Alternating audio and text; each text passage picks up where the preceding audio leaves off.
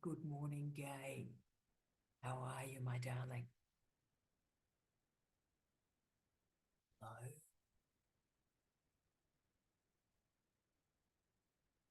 Good morning, Gay. Lovely to at least see you, my darling. I can't hear you yet. Doug's connecting. Oh, and Kate's in. This is an exciting bit of jumper jacket work happening there, Doug. It's a little overcast and cool today, but I've got shorts on, but it's just a nice cardi sort of thing to wrap around. And just to clarify, have you got a cardigan on over a Megadeth t-shirt? Did I read that? Bruce Dickinson. Oh, right, good. No, not a Megadeth fan. I don't quite like Dave Mustaine's voice and style, so Yes, no, I just thought there was something fantastic about a bit of cardi work over a bit of a metal t-shirt. So that's yeah. well done. Respect, Doug. Respect. Thank you. And our Paul has joined us from the middle of the night. Good evening, Paul. How are you? Great, mate. Joining us from the shed once more. That is fantastic. Can I say you have the most glamorous shed? It's an aspirational shed, Paul. It keeps me warm and dry. It's raining here, so yeah, it's good. I'm sorry. Well, you're amazing. And Josh is in. Hi, Josh. How are you? Good morning, everyone. Hello. Oh, we're so thrilled to see you. Now, that is $1 million haircut. Look at that hair. Oh, thank you. Bed hair. It's 7:30 here, so yeah. Oh, I wish I woke up like that, but I'm so old, Josh. Josh, we're so thrilled to see you, Josh. And look, in the middle of my screen is the Red Queen herself, is Kylie. Now, we'll just sort of do a quick check-in with the Kyles. Are you all right, Kyles? Because I've been worried about you this week. I know Paul's been worried about you this week. The entire hood have been worried about you. Are you right, gorgeous? Yeah, all good. You can hear me okay? I've got a different set of headsets. Brilliantly. You look gorgeous. Thank you. Yeah, good. Just a few more incidences across the university, the usual, shall I say, hoo-ha, the nicest way of putting it, of the joys of campuses and trying to make things work and not hurt people. So, yeah, all good. I was just about to kick in last Friday for 2 minutes notice and got dragged into a division sort of meeting. So missed my week of bliss where you guys all calm me down. So yes. I'm looking forward to this week. So, Carls, there is a challenge when you've got a multi-campus institution. Yes. And that's part of the problem about ensuring sort of parity of service and yes. Yeah, and just making sure things are up to standard, that we don't hurt people, and if things go wrong, that we do the right legislative processes. So, having the day off today, so lovely. So I made sure that I could be here. And thank you, Paul, for the chit-chat last night. Gave me a giggle, so yes. No, well, can I say you're amazing, Kyles. We can't manage without you, and we are conscious that you're in a big, frightening job and you have a transformative role on that campus. And look, Paul, in the UK, we didn't have a lot of multi-campus institutions. Some of the 92ers were multi-campus, so MMU is a great example, Brighton's another example. But as you can understand, creating a parity of service over these sort of geographical locations is quite challenging. And it's very easy, isn't it, Kyle, to sort of forget about the non-main campus too. And it's also and thankfully you've taken me on the journey since I've known you around the lack of people exiting the university sector, that I'm doing 2 jobs for the last 6 months. So when you get sort of informed that you've got time management issues, it really kicks you in that backside. So say anything about me, but don't tell me I've got time management issues. I've worked 2 jobs. I have studied all my time I've worked, and I have a family. So time management is my skill. Yeah, do you need a friend to sort of have a bit of a conversation in the car park with them? Are we at car park zone yet? Did that Wednesday afternoon, crying into someone's shoulder, but all good. Oh, all good now. You cry in the car park. Can I say what, Paul, that next life, our band is called Crying in the Car Park. What a great band name that is, can I say? Yes. See, I don't cry in the car park. I have a bit of shout in the car park. Hi, how's it going? Really, let's talk about time management. So Kyle's, we've been thinking of it. So that's fantastic. So the gang's all in. We've got gorgeous Josh in. I'm so excited. Best haircut in Australia, can I just say? And Queen Mary's in. So Mary, oh, that's a very calming coral. Normally it's Kate wearing the coral. Good morning, Maeve. Lovely to see you. So Maeve, Mary, are you having a nice calming day in your coral, are you? Yes, I'm planning to. We'll see how it goes. Fantastic. And I'll do a big wave to our beautiful Bree who's in. Lovely to see you, Bree. And Irina's in. It's lovely to have your presence once more. It's been a while, my darling. We've been thinking of you. Now, colleagues, as we always start with digital office hours, I'm so excited. Lovely to see you, beautiful. Lovely to see you. We're so excited to see you all. I have some requests from all of us. People, Josh, write into request questions and so forth for us to put our mind to. But we always start with the LAV crew. Any questions or concerns or issues or something fabulous you'd like to talk about to start us off? Any questions or vibes to start us off? No, but at some point, can we talk about publishing? Oh, I'm so excited. Yes, which bit of publishing, my darling? I'm excited. All of it. I have a- I'm not sure. It's abroad. I don't publishing. So where do we? There's so many questions surrounding publishing. Where do we? Well, where do we publish? What is the purpose of publishing? My thoughts around publishing is if I complete my thesis and none of it's published, what is involved with intellectual property of my thesis? Well, lots of easy, fabulous questions there. Okay. And Kate can slot straight in at any point on that one as well. But can I say, in Australia, and yes, in Australia, not in Aotearoa, New Zealand, in Australia, every student owns their own IP of their thesis until they sign it away. Bit different in the UK too, Paul. There's a little bit more argy-bargy about it. But in Australia, Bree, you have it unless you sign it away. So IP is yours forever. It is your research. So if I choose not to publish in a publishing company or a publishing journal, it's 100% mine then, is it? It's always 100% yours. Oh, yeah, okay. Okay. Yeah, so whether it's published or unpublished, you have the IP. And when we're starting with the publishing conversation, the issue is always, Bree, you've quite rightly were asking those multiple sort of machine gun questions. You've always got to start with why. And why are you publishing? And I think that's a legitimate question. And I think, for example, it also works really well with grants. When people go, apply for grants. You've got to always ask why you're applying for a grant. And the why question also leads to the rationale component. So, Bree, if you want to publish, and we'll talk to me, darling, unmute yourself. Why do you Well, want? I don't know. I don't know if I want to publish. Why would I want to publish? Well, I can see that why you would want to publish would be to get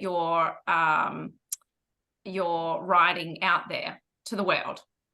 Yes, and that's exactly right. So why we write, why we are scholars is that so we can disseminate our work to stakeholders and citizens. So my answer to that question, Bree, is always, why do I publish?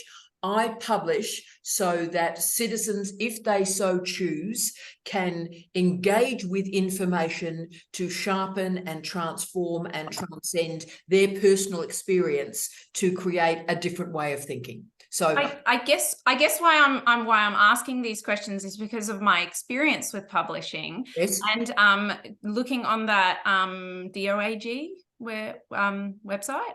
Is that it? Yeah. Oh, No, I don't know. Did I get that acronym right? OAG. I'm trying to work it. Old age. I think she means the Directory of Open Access Journals. Oh, because I was going old age groupies. Can I join it? Fantastic. Yes. Oh, yeah. Let's get it. Okay, so the two journals that that I'm interested in are not on there. But so I'm wondering what would be. So, I'm confused. Right. And I'm wondering too about biases in journals. Yep. Yep. So, you know, I'm so old that, you know, I'm so old that I've lived through that we're no longer, you know, we can no longer have this facade of objectivity. We can certainly have strong interpretations and create consensus. So every journal has a lens, every discipline has a lens. Okay, that's what I was trying to say. This is what I'm observing. Yeah. Every discipline has gatekeepers. So taking that as read, going, that's fine, that's where we're at. The question is always, who do you want to read it? So the gift of the Directory of Open Access Journals and Open Access Journals, particularly Platinum or Diamond Open Access Journals, who knew that was a thing, Diamond Open Access Journals, is that it's free. It's free for you to publish. So there's a social justice equity component there, and no one is paying to read those ideas either. So from my perspective, Okay, so what's that one? Engage with citizenship, then I don't want people to pay to get high quality information. So I agree. All it is, darling, is that we have lots of different models of open access at the moment, and some unfortunate ones, which are gold open access, is people don't pay to read, but authors have to pay to publish in that journal, which for me is absolute unmitigated nonsense. Yeah. So in the Directory of Open Access journals, 66, maybe 67% now of journals are Platinum or Diamond Open Access. So we don't pay to publish, which in the old days used to be called vanity publication, because I'm so old, and people don't pay to read it, darling. So, Bree, everything starts for you at this point of your career, and I see Queen Megan's in the house. Bless you, darling one. And this is part of your life choice too, and Mary's, is who do you want to read this work? And so before you have the, why am I publishing it, start with, who do you want to read it? Who's the audience? And I don't know if that made a difference to you, Paul, but it made a real difference to me in my research when I started to think about who sociologically do I want to read it, read this stuff, and that changed where I published. Have you got a vibe on this, Paul? Only in agreement. I literally delivered a lecture this week to our master students around finding your audience and working with the audience, because that's going to inform the output of your research as well as the kind of language and disciplinary literacy you're going to talk to that audience with. So, yeah, an audience is massively key to not only your research as a practitioner, but also your research as a researcher, as a student researcher. And once you find your audience, you'll understand how to communicate with them. You'll understand the output that they need. You'll understand how to gain that discussion. Yeah, Okay. I was talking about. I'm pretty sure I read your, Paul, you put a published article in the chat, and I've opened up and read it, and I really liked it. And I guess I would never have found that, because your genre and your interests are way nowhere near like healthcare. Yeah. Absolutely. Yeah, absolutely. And I guess in that way, that's the joy about finding your audience and the disciplinary literacy, is that you know, your talk as a healthcare professional in a different language than our talk as a theatre professional, but obviously we can still communicate with humans, but we talk different languages. And then once you find them and you can bring interdisciplinary ideas, you're then working at a new level of research, in my opinion. That makes sense. Yeah. Beautifully done. So Bree, that explanation. Magnificent. So that's your homework, really. Think about why you're publishing, and then think about the Brabbers and Magic Triangle that I use a lot, Bree, which is knowledge, audience, platform. Knowledge, audience, platform. So once you've worked out, you start with who is your audience, then you think about how you temper that knowledge for that audience, and that's when you select your platform for dissemination. So if I want, you know, particular progressive citizens to read my work, then I focus on the Directory of Open Access materials, but I also focus on podcasts and videos and all the rest of it. And the only thing I'd say, Paul, as the old nana of the group, is that when you care for your audience, and, you know, I'm now moving into book 21, hundreds of bloody articles everywhere and all the rest of it. When we care for our audiences and we have a disseminated relationship with our readers, and I've done that for nearly 25 years, really, the audiences are loyal and they stay with you, and it's a very disintermediated, very close personal relationship. And the story I always tell, and the first time I told Jamie this, he had a bit of a cry. I hope he doesn't mind me saying this, but I remember I did a gig at the Adelaide Festival of Ideas when I was still living in Perth, actually, and I was brought over to do a couple of speeches, and they thought I was just a random bird, right? They just thought, oh, here's a random bird from Western Australia, throw her in a room, see if anybody turns up, right? And of course, like 1,500 people turned up to sit in a room that's meant to hold 300 people, right? So they had an overspill room and stuff, and then they hadn't organised a book signing or anything. And so then I sort of sat out sort of in the park area signing books, and all these wonderful sort of Gen X people arrived with their backpacks and pulled out every book I'd ever published, which I think was about 10 at that time, right? And so like they just kept out of their backpack came these books. And, can you sign this to Alice? My mum really loves this book. And it was like, it was the most, and like all these sort of posh, sort of like Adelaide Festival Ideas people were going, well, we didn't know that this was going to happen. I said, girlfriend, neither did I. But if you treat your audience with decency and respect, and you care for them over not a book or a promotional tour, but over decades, then they're very loyal, Brie, and they stay with you. So if one is respectful of your readership around the world, they stay with you. Does that help a little bit, Brie? And you start that loyalty from you and your PhD program now. Yep, that makes sense. Good on you, Sue. So what a great place to start. So Josh, it's all happening, isn't it? So Brie always challenges us. So Josh, we'll go to you for a second. Anything you'd like to say and say hi to everybody, or any questions or things you're interested in, Dale? Yeah, I'd love to. Thank you to everyone here as well. I put it in the chat, but I've watched every single one of these over the past couple of months, and I get so much out of it. I think the discussions here are so unique, and I never heard any of them in my own discipline, and so it's beautiful to meet other people that go through similar things. Particularly Kylie and Jamie, you know, I'm from the sciences as well, and moved into more social science, humanities disciplines, and meeting other people that are open to that is so refreshing. And to you, Tara, I guess, you know, when I began my PhD, I began watching your vlogs, and over the past 3 years, you know, I've had your voice in my head every week at some point or another. And you know, particularly your work with Steve Redhead on rescue supervision was super helpful to me, and also the work that you introduced me to through Dr. Mick Winter on thesis as psychological bricolage. Those two things in particular got me through, basically. So, Josh, yeah, I'm really happy to be here. Josh, you're going to get me upset, so I'll address all of that in 1 second. But can we just find out about you, Don, if you're comfortable? Obviously, I don't sort of tell us your discipline, the things you're interested in, because Jamie's getting upset, Kylie's getting upset. Tell us about you and the discipline and the thesis, darling. Yeah. I guess I see a lot of parallels with Eunice in a sense, where it began under supervision in a very kind of in a lab. It was a neuroscience lab, and it was looking at the neuroplasticity of food addiction, using an addiction lens on things to look at obesity. And I started that, and it was going well, and I was publishing. But as a fat person myself, I started to notice how the research was being disseminated and how it was getting discussed. And I felt like it was contributing to stigma, basically, in a sense. And I felt like that wasn't getting discussed. So the thesis was almost those two parts trying to link together. So it dealt with obesity neuroscience and then also fat studies, trying to pull them together. And I think, and in that process, there was a supervisory change and all the interesting things that come along with that, and rescue supervision. And I finished up a couple of months back,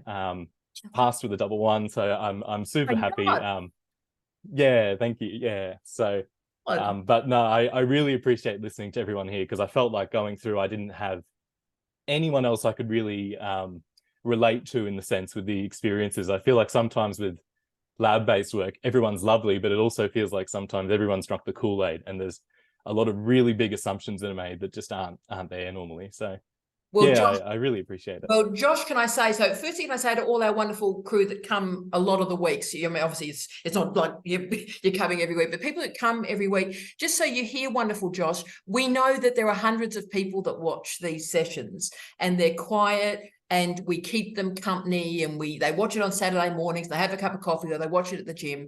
And so never underestimate your presence and your importance and your honesty and your emotional intelligence. It's a phrase I rarely use, but it really does reach out. And Josh, I just want to say to you, you are a reminder for me at 54 why I'm still in this job. I mustn't get upset, but Josh, you're so precious. That thesis is so remarkable. Fat studies, for me, some of the most powerful, interesting work I've read in academic life in the last 15 years. It's taking all the Donna Haraway work and the understanding of corporeality, the Elizabeth Gross work, and it's got great politics, because there's something very, very problematic happening in terms of body dysmorphia at the moment, and the idea that people need to occupy less space. That just frightens me politically, that the best bodies are the smallest bodies that don't stretch and grow and perform the plurality and the space of our lives, right? And the idea that we've all got to aim to be small is very frightening for me. And I think fat studies is that great liberational moment where we just go, you know what, what's wrong with occupying space? Yes, think about health and all those sorts of variables. But as you know in your research, Josh, there are plenty of people that are configured as fat that are also fat and fit. And that sort of complexity is what fat studies is revealing. So I'm just so thrilled and proud of everything you've done. I'm going to stalk your work. Unbelievable. I'm going to cite it. And Josh, just to finish off, thank you so much for summoning the wonderful Mick Winter, who was my former student who died when he just completed his first draft. And Steve and I had to get that thesis home. And it's a wonderful thesis. It is an astounding thesis. And it is a tragedy that I carry every day, that we got Mick through with a double one, just like you got, Josh. But the idea that that work was never disseminated beyond the thesis itself is a tragedy. And Josh, thank you also for acknowledging that rescue supervision. A lot of people hate it when I mention that phrase, but noting that 40% of students who start with one group of supervisors don't finish with them. And the rescue supervision is so powerful and so important. I mean, as I said, Steve died 6 weeks after recording that podcast. So the last public statement he made was on rescue supervision because he was so horrified about it. And the idea that you, so many years later, have heard that, and that gave you courage and momentum to finish. He would be cheering you from Elsevia, my love. He would be just thrilled. So, Josh, we're thrilled to see you. So, Josh, any questions now that you've finished? What's next, Josh? It's been a bizarre year. It's a big interregnum for me, I guess. My husband's Taiwanese, so I've moved to Taiwan, and brilliant. Yeah, so I've been learning a lot of Mandarin this year during the kind of the gap stage of things. But I'm applying for jobs at the moment. I guess my question, heaps, but one that's come up quite frequently. I've been trying to write up some more mainly scholarship of supervision, doctoral studies work on sort of the weirder aspects of my candidature, trying to get that through to publication to help other people in similar situations. And I guess when I read your work, I think you do it really well in terms of infusing your own experiences, or for example, with the work of you, Kate and Eunice together, of bringing in your own experiences through it. And I guess my question is, I've tried to do that with journals, and I've run into quite a bit of empiricism where they've asked me, what is your method? And I've changed it and gone, all right, this is an autoethnography, and I've tried it with a methods and results section. And I guess I just find a lot of opposition to it in a lot of journals. So I was wondering if you had any pointers about doing kind of autoethnographic or reflective.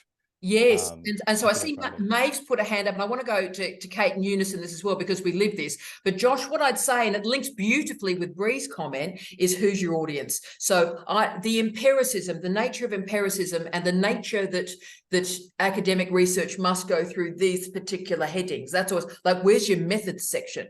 It's like, girlfriend, it's all methods. And the idea that you've got to sort of pretend that you reflecting about supervision is autoethnography when it's actually not. It's actually scholarship of supervision. So what I do, Josh, is, and if you're happy, I've picked particular journals that recognise humanities and social sciences, and particularly the theoretical social sciences. This is not how knowledge is organised. These are not the headings, the ticker box headings that you'll use. So, Josh, I would go to some of those great journals I've used, I've gone to a recent journal. Oh, where now? It was a great journal, Canadian Journal of, I think it was Education and Social Sciences, I think, Josh.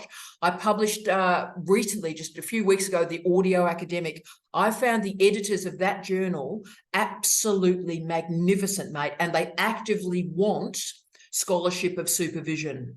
So, and Josh, mate, if you want to write to them and put me in the CC line, and I can say, look, hi, I know Josh's work is outstanding. I'm happy to be, a non-blind peer reviewer of it if you require that, or I can just recommend, look, please engage with this gentleman's work. So, Josh, I would, you and I will talk off-piste on this, but there are particular journals that are committed to working against the gatekeepers and working against this is what knowledge looks like.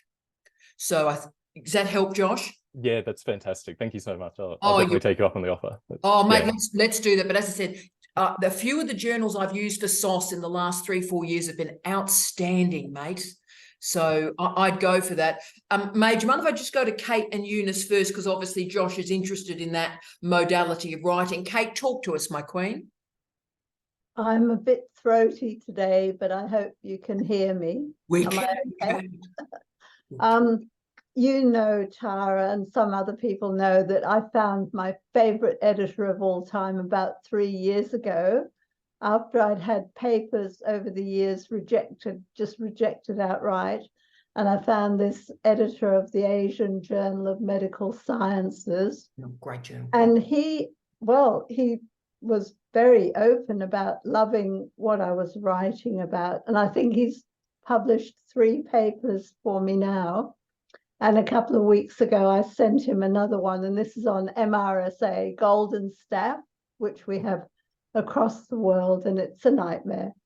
But this was a shortened version of a whole chapter I had in a previous thesis at a previous university that I was not allowed to submit for publication. Anyway, so I sent it to this chap, wonderful man, Professor Dr. Arun Kumar in Asia, in Calcutta, or Kolkata, it's called now. And he obviously sent it off to a reviewer who sent it back, and this reviewer had changed every goddamn heading I had. So it was no longer in line with what the journal asked for. And then the reviewer wrote, you have to get rid of all the references that you've got that are more than 5 years old. I went, no, that's not how I write. I've got classic, very, very old references that have to be in. So I thought about it for a couple of days, and then I wrote to Arun Kumar, the main editor, and I said, look, don't want to make a big fuss, but I'm concerned that if I have to delete references, and I've never been asked to do that before. No. If I have to delete all the old references, I can't submit the paper because there's so many old references, it would change everything. What he did straight away, he wrote back to me and he said, you send it to me, just to me on this email. Magnificent. So I put it back to what it was originally, and I'm now waiting to hear from him, and I'm hoping he'll accept it for publication. And look, peer reviews have got to be an affinity with it. And look, there are certain randoms, and can I say, Kate, it does exist in nursing and medicine in particular, where they just sort of go, oh, well, before 5 years, it's not relevant to knowledge. And you're going, you think, I mean, first, it's crazy, isn't it? It's just like knowledge. Yeah. We stand on the shoulders of giants. Oh, what? Not like in the last 5 years. We stand on the shoulder of giants from the last 5 years. Decades, in fact. But the other thing I've published, or it's on its last little bit, my book with Ex Libris, they sent it back a couple of days ago in its final form, and I'm just proofreading it today. Yes. And I spoke to the chap a couple of days ago, and I said, how long will it take once I send it back completely finished? And he said a week or 2. And they've given me all the prices that they're going to charge for the book, hard copy, soft copy, ebooks. And it looks beautiful. I'm so happy with it. It's got my mum on the front. And my eldest son walking my mum back into the dementia unit. So it's all about aged care and dementia and falls and Well, in the shower. I can't wait to read it. And so we've got about 2 weeks wait, have we, Kate? Yeah. Oh, this is brilliant. So, Josh, that's thrilling. Kate, to activate Kate and Eunice before we go to Maeve. Kate, any assistance or help you can offer Josh moving into SOS? And Jamie, we might action you too, because you've just recently been working into SOS as well with our work with our Narelle. But any vibe on that SOS scholarship of supervision work, Kate and Eunice, for Josh?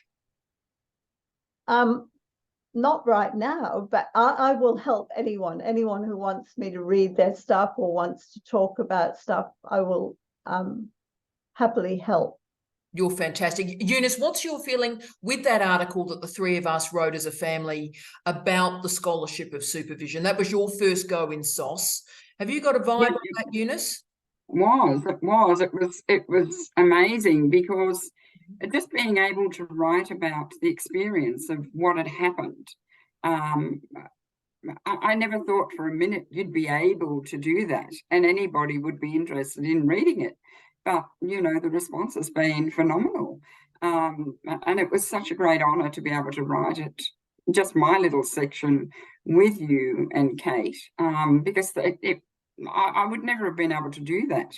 And I think, Josh, you know, really stick to your guns, no matter how hard it seems. And God knows, you know, it took me 14 years before I, you know, was fortunate to finally find, you know, Tara and Jamie, who, and I was terrified of them reading my work, because I'd been rejected so many times that this is not a PhD. You know, you've got to have more methods. You've got to, there's got to be more in it. It can't be so personal and all that sort of stuff.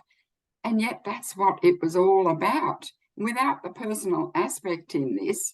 And even one of the reviewers wanted the stigma article changed, but Tara and I had worked on stigma extensively. This was a completely new chapter, and we'd gone through, starting off at the very beginning with Goffman and his original idea of stigma, and then we worked through the decades to how it applied to what I was talking about, which was children with disabilities, with fecal incontinence.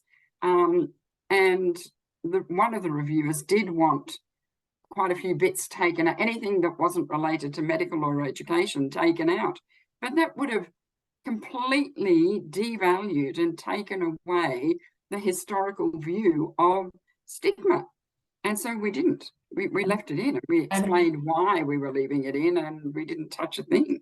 And how much did your examiners love it, Eunice? Oh, I was blown away. Don't start me again. And they all commented about how you built up from Goffman. You built from these early theorizations of stigma up to the current day. It was remarkable. Yeah, I was just blown away. I think it's a case of finding your tribe, finding who really is interested in what you are doing. And I had to go completely out of the field of nursing and medicine, which is what I knew and breathed and have lived for the last, 40 odd years. But they were so closed-minded in what they wanted, which also comes to the idea of not using old articles. I mean, I teach nursing and medicine, and in both of those faculties, they won't allow any articles over 10 years old in any of the assignments, which is just rubbish. Absolute rubbish. Because I think we've come to a point where way too many articles are written, particularly from the Americas, where they have to write articles to retain their professional standing in the field of medicine and nursing. If they don't publish, they can't remain registered. And so there's a lot of stuff published in latter years that are not that great, whereas some of the original articles are amazing. Are crucial. Yes. That's absolutely brilliant. Dear guns. And of course, linking back to Wonderful Breed, where she started us off today, I think that article that Kate, you and I wrote, we're currently at something like 27,000 downloads of this article. And I mean, you saw how it just moved and moved, and it not only moved through space and time digitally, but it moved people that needed those words at that particular time. So, Josh, I hope that helps, mate. It makes a real difference. So it's about finding that audience, believe, and just find the editor that is synergetic with you working through the boundaries of SOS, mate. Brilliant. And Maeve, darling, you were going to offer, oh, good on you, Josh. Maeve, you were going to offer a comment to our Josh as well. I was. So, Josh, unmute yourself. I have a question for you. Yes, firstly, I must comment, I had no idea what daylight saving had done in Australia. We're in daylight saving at the moment. It's an hour and a half later than I normally would come online. You're doing a bit of stretching there, Tara. Yes, look, it's temporal, but in Darwin at the same time, mate, we don't move. We are the centre of the world. We are the centre of Mary, we don't move, mate. Mary, you and I. Us in Queensland, we don't move. Yeah, so the world revolves around Mary, Kylie, and I. Sorry, has there been a change? I haven't noticed. Have you noticed anything, Mary? No, mate. Sorry, Maeve. Please continue, my darling. Thank you. I shall. So yeah, Josh. My question was, what is the methodology that's in the thesis you've just finished? Good question. So I ended up choosing. It was a mess, to be honest. There was so many changes throughout the whole thing, and I settled on using the theory of psychological bricolage as kind of the thread of the thesis. So the idea, kind of similar to Eunice, where there were two kind of perspectives or identities that I was working with, or positionalities that would normally clash or not come together. So one being a neuroscientist, an anti-obesity medical researcher, and then the other side of it being an obese person. So and it was about the fact that I used those two positionalities in the introduction and talked about the fact that I don't deny the findings in either of these fields as a result, and so trying to pull them together. But it was very much, one chapter had one methodology, the next chapter had another, and there was a lot of kind of literature just jumping through the whole thing to try and get it together. Yeah, that's fascinating. So in a way, you were leaving to thread it through to what everyone's been saying, and what Tara said, you were leaving it to the audience or the reader to see the liminal space in the two that you'd put forward. Yes, yeah, exactly. So it was attempting to say, both of these perspectives are true at the same time, and essentially it finished with the idea that we need to. So it was about neuroinflammation and looking at that in the context of food addiction or diet-induced obesity. And so it was about the fact that, when we're researching these new areas, yes, they might hold potential therapeutic applications, and they were, animal models and stuff, some data in there, but making the argument as well that at the same time as doing this research, we need to be looking at the potential stigma outcomes of framing research in these ways. So I used a lot of language around framing as well, so going back to Goffman again, and looking at that. So it had a bit of a meta research aspect to it on, what are we doing as neuroscientists? Because everyone gets really excited about the brain in general, and I think it has a lot of persuasive power, and I think it's used very, very haphazardly in order to get grants, and everything's hyped up and talked about at a very high level. And I think we need to take responsibility as researchers with what we do. But it was a mess. I think that's fascinating. And a link I see straight away is a type of therapy called DBT. And do you know of it? In DBT is like an opposite almost to cognitive behavioral therapy, which is called CBT.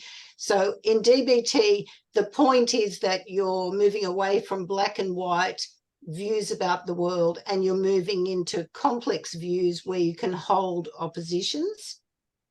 Yes, yeah, it was very, very much that kind of argument throughout it. Just trying to, I think in business they call it ambidexterity or something like that. But yeah, having those two things that, may look very conflicting, but they can be true at the same time. Yeah. Fascinating work, Josh.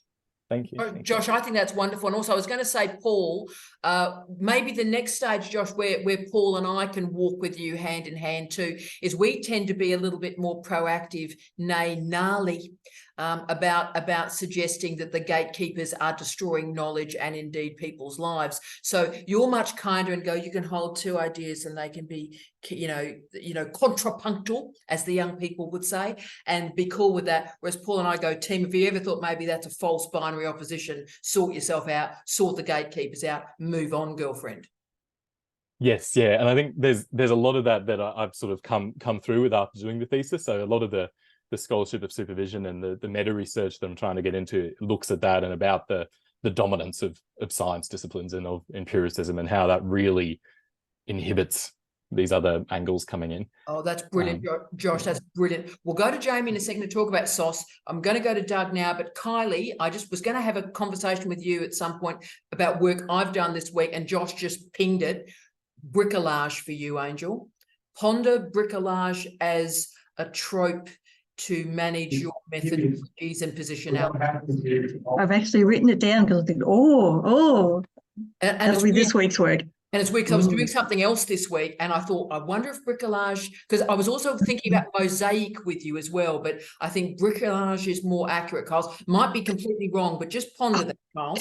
Have a bit of a look, but I'll let Doug jump in, but probably a topic that I'd like to discuss later, like Josh, you were talking about the different perspectives and the different theories and where they all fit in together. With mine, I think that's what my conceptual framework is sort of. I've pulled all these bits together and I've smushed them all together and renamed it. So I'm thinking that's the same thing we're talking about, but I just wanted to clarify. Pretty much. And Doug. When I use thesis by psychological bricolage, I think I wrote in the introduction, you know, each of these chapters could very well, be a topic of an individual thesis that would work really well together. There's a lot of mismatching here. We're rebounding off different topics. And that's bricolage. I'm working with what I've got. And, you know, for me at the same time, I changed supervisor. So I lost funding halfway through, lost the lab equipment, etc. And so I wrote about that clearly in the introduction, used bricolage as a way to just go, you know, look, I'm doing what I can and pulling together what I've got, and the combination of that is the original contribution to knowledge. Bloody hell. I think we need to get this into a book at some form pretty quickly, Josh. Unbelievable. So Doug, straight in, Doug, talk to us, brother. Something a bit different than everything that we've talked about today. Because I've finished honours, I've got 2 months till January.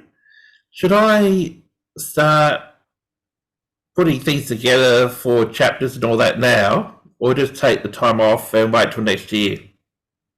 See, I'm not a person that does, look at Kylie. See, I'm not a person that does time off and stuff. No, normally I would normally go straight through and that, but I'm just wondering, should I take? So I think you need to, I'm going to say it, even though it might just get stuck in my throat a bit. You need to probably pace yourself a bit, Doug, because you're incredibly hard. What I would do is I would give yourself a timeline every day. So every day work 4 or 5 hours, mate. And the things I would focus on, yes, if reading is never wasted. So bum up, read. The other thing I would do is, if it's possible, do all sorts of information literacy sort of courses. I've been doing a lot of work recently. The Open University in the United Kingdom, Paul, I don't know if you know this or you might, but they've got a stack of free courses. And I love free courses. I'm a cheap date, right?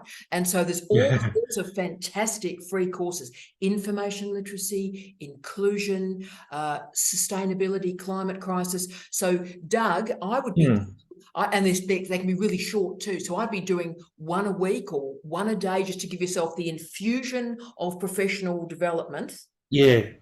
And then reading, because remember, each chapter, to be frank with you, and I think we've got students now that are deeply under reading, and that's a problem. Every chapter's got to have at least 60 independent references, maybe more, mate. So reading is never wasted. Reading exercises aerobics for your brain, but also it gets you ahead, so you hit the ground running. So if I was saying to anybody 2 months in or 3 months in, do information literacy courses for me, keep going, and read as much as you can in and around the topic, and then winning, Doug.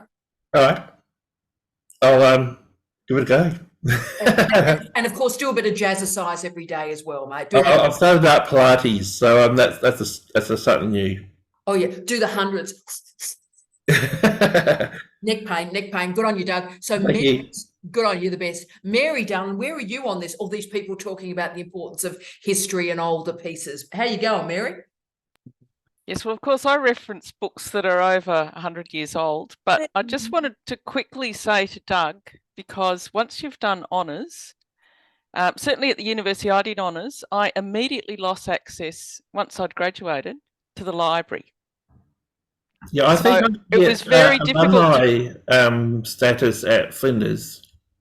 Okay, good, because it was very difficult for me to do readings. So yes, I suggest that you actually start looking for readings and download a bunch of them now. I'll be doing that, don't worry. I've got hundreds. Okay, great. Yeah, but yes, I was up there yesterday and writing out a whole bunch of references to borrow and download and access. So yes. Yeah, get hold of them, download sorry, them, stash them. I'm pretty sure Charles Darwin leave it open for alumni. So that's a positive about Charles Darwin. Yeah, and there's lots, but yeah, Doug is coming to us shortly. But Mary, you're right. Download like you're going to have a dip in the internet grid, right? So we see a little bit of dip in the grid in Adelaide where Doug is downloading the entirety of the internet.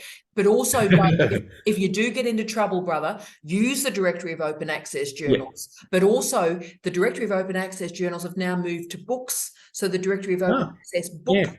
So all the free books are there.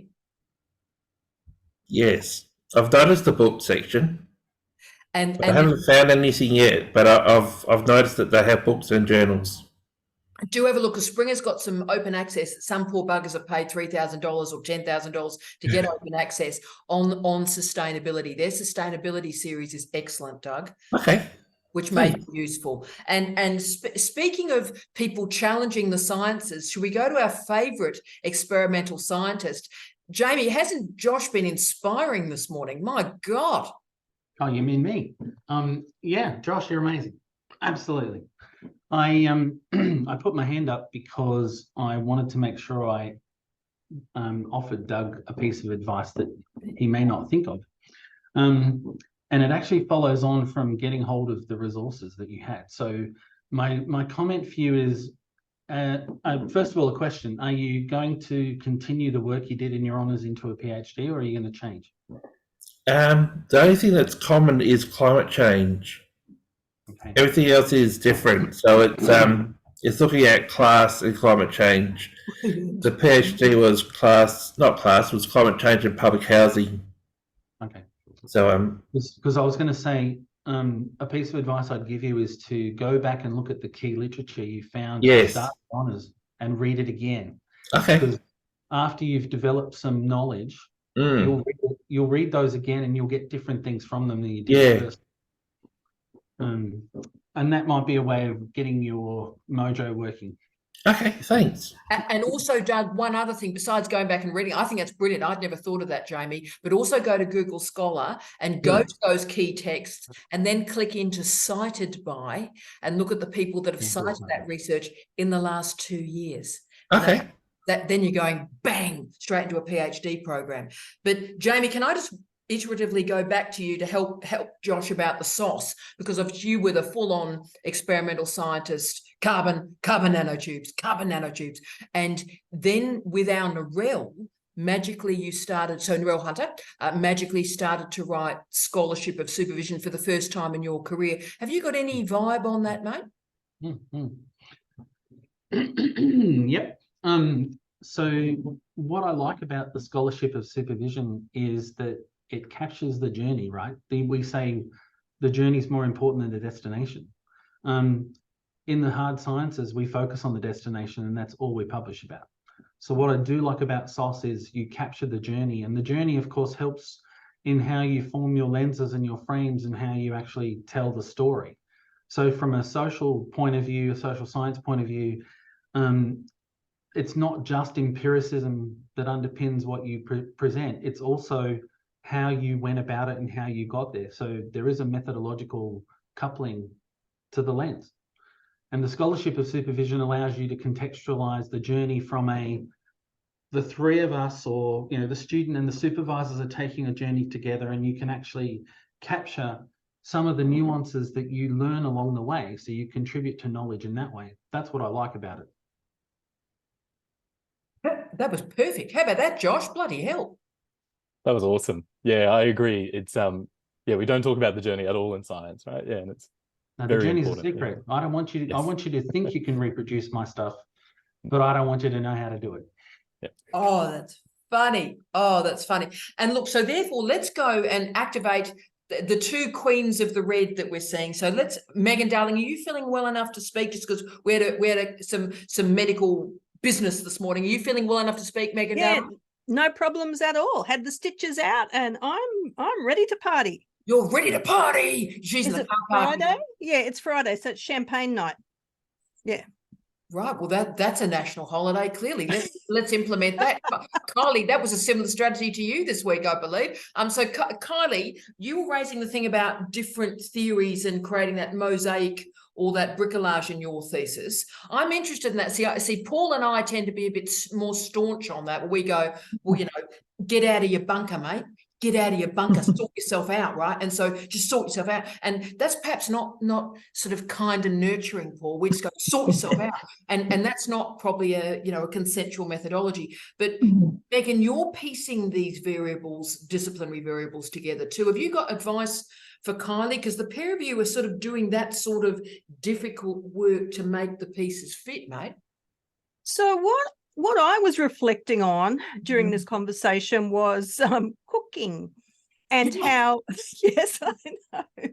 So, well, it is champagne night and I've got to have something with the champagne. Yeah, so, got to line your stomach, yeah, for sure. But I was thinking puddings. So a parfait, for example, a parfait is all so many different layers and they're absolutely delicious.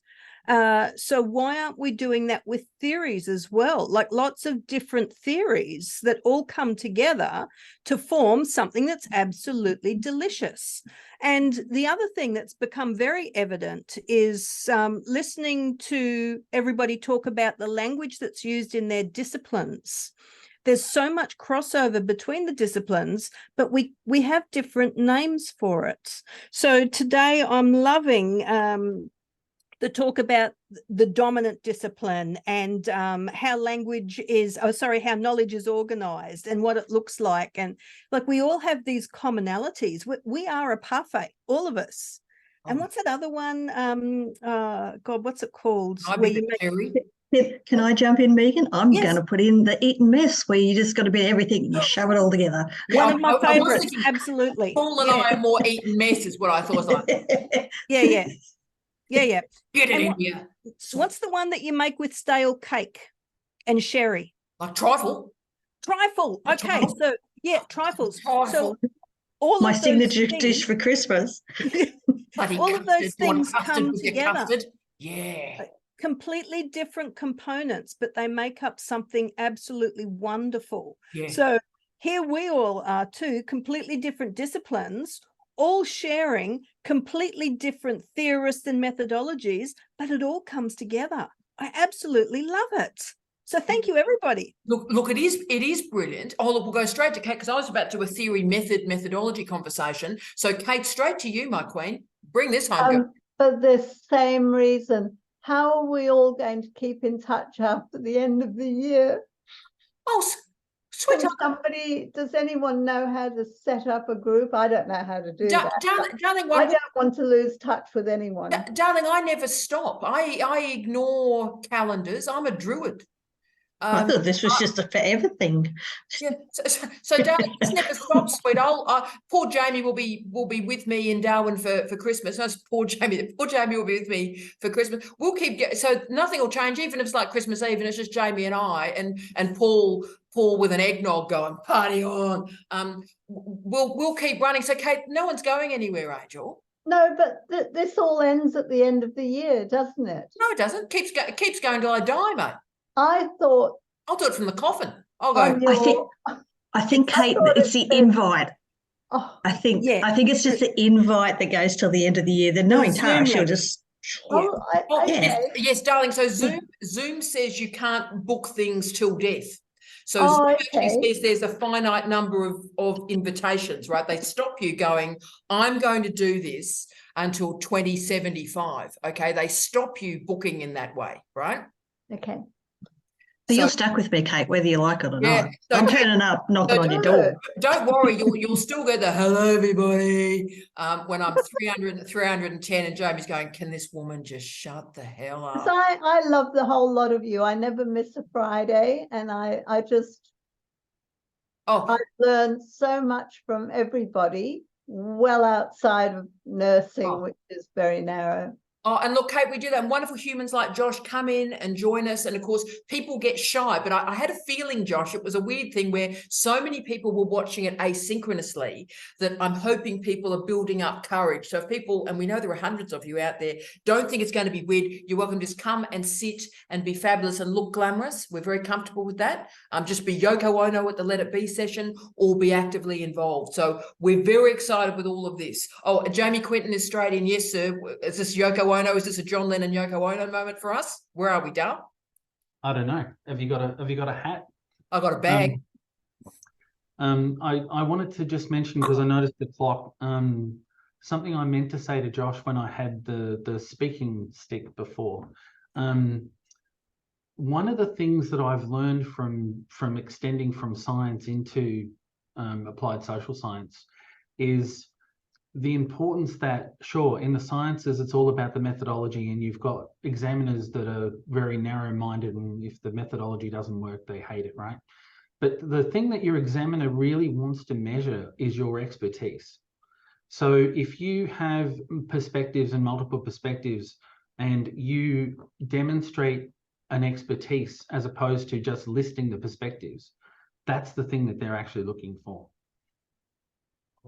I just wanted to say that. I forgot to say it before. No, Thanks, Jamie.